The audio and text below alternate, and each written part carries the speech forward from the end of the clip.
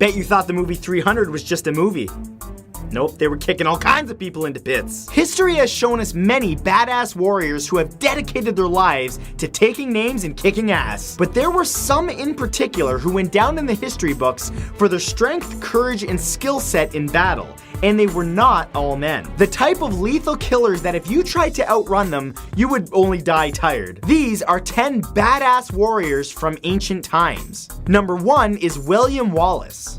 William Wallace was a hardcore 13th century freedom fighter who served as a central figure in the First Scottish War of Independence. Although his actual birth date is unknown, many historians have settled on the year 1270. What they know for sure is that he was a giant man standing over 2 meters in height who wielded a 72-inch long claymore in battle. He was also skilled with a massive bow and arrow. Yeah, not the kind of guy you would want to poke fun at for wearing a kilt. After William killed 5 British soldiers who had pissed him off by demanding the fish he had just caught, his girlfriend was executed. Which was a pretty bad idea, because Wallace went blood drunk on killing British soldiers for 8 years. He was finally captured in 1305 and given an execution that was much more gruesome than what was depicted in the 1995 film Braveheart. They can take out our heads, but they'll never take our freedom. Oh, yep, nope, they decapitated him. Okay, yep, I'm out. Number 2 is Zhenzu Dun. Zhenzu Dun offered his loyal services as military general to warlord Cao Cao in the late Eastern Han Dynasty. Again, birth year unknown, the man became a legend when during a battle in the year 190, he was hit by a stray arrow and lost his left eye. In front of amazed soldiers and enemies alike, he pulled the arrow out and devoured his own eyeball. They need to feed the men better in the trenches. Following this incident, enemy armies across China were afflicted by fear of blind Zhenzu, the one-eyed warrior. He later died in the year 220 AD after another 20 plus years of bloody battle, never once allowing his lack of vision to hold him back on kicking butt and taking names. Hey you, let's fight! You sure about that, boy? Number 3 is Spartacus. Born in the year 111 BC, Spartacus was a soldier from Thrace who served in the Roman army's auxiliary forces early in his life. He later attempted to flee from the army and was labeled a deserter and sold into slavery. He was then trained in a gladiator school where he was in the heavyweight category and fought with an oblong shield and a sword with a broad straight blade of 18 inches. Eventually, he got fed up killing for sport and broke free from his prison.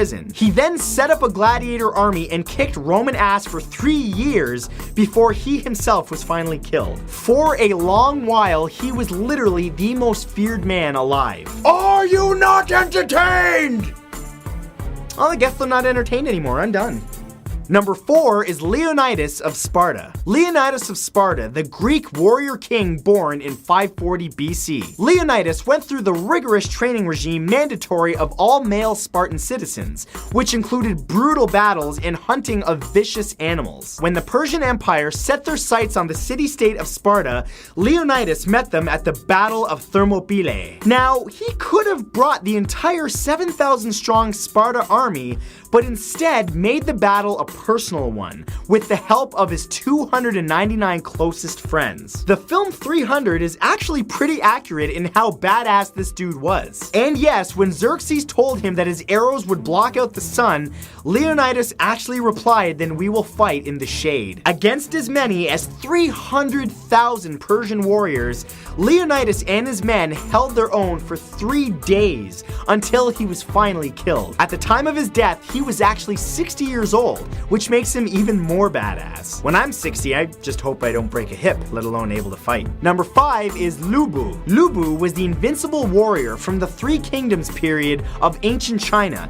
and one of the most feared and powerful warriors in the history of the world. Renowned throughout all of China, Lubu was a massive man who possessed immense strength. He also possessed a mastery of archery and horsemanship, and on top of all of this, he was brilliant in hand-to-hand combat. He was also a man who had a problem with authority, having chopped off the head of his own adopted father. Well, every family has their troubles. He later went on to kill 2 warlords, Ding Wan and Dong Zhu, who he was actually working under. He then traveled China, looking over his shoulder for nearly a decade, fighting in almost any battle that he could get involved in, but his lack of loyalty, morals, and ethics would ultimately lead to his execution at the hands of Cao Cao, another warlord who liked his head on his shoulders. Number 6 is Yu Fi. Yu Fi was born in 1103 to a poor farming family in China's Henan province, who would later become a warrior legend and the icon of patriotism in Chinese culture. Throughout his youth, he trained relentlessly, mastering the 18 weapons of war,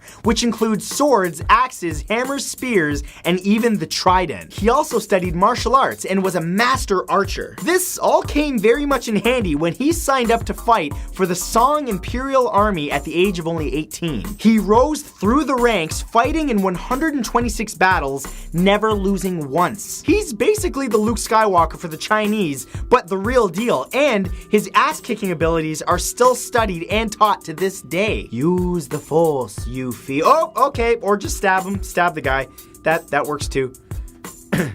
Good job. Number 7 is Attila the Hun. Attila was the great unifier of many nomadic Hun tribes during his rule from 434 till his death in 453. A man so renowned for his bloodlust, ruthlessness, and determination, and mercilessness, unstoppable ass-kicking powers that his enemies across Europe simply referred to him with the nickname the Scourge of God. Attila's army mercilessly stomped across the Balkans and much of present-day Europe on horseback with bow and arrows, erasing many cities and towns from existence. His armies finally reached the gates of Rome, and he is credited for doing his part in bringing about the fall of the once mighty Roman Empire. Yo, Caesar!